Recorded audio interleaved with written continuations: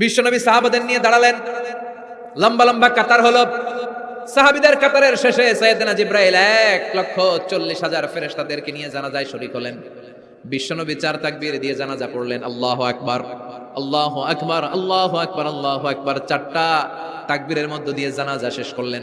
বিশ্বনবী তাকিয়ে দেখে সাহাবাদের পেছনে 1,40,000 ফেরেশতা দাঁড়িয়ে জানাজায় শরীক হয়েছে।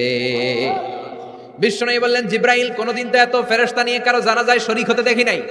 ঘটনা কি? কি এমন আমল ছিল আমার মুয়াবিয়ার, যে আমলের কারণে মুয়াবিয়ার নামটা আল্লাহর আরশে চলে গিয়েছে?